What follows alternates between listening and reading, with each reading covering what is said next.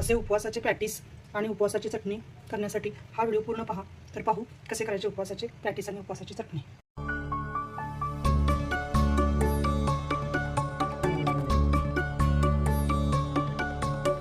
भिजून गेला वारा रुजून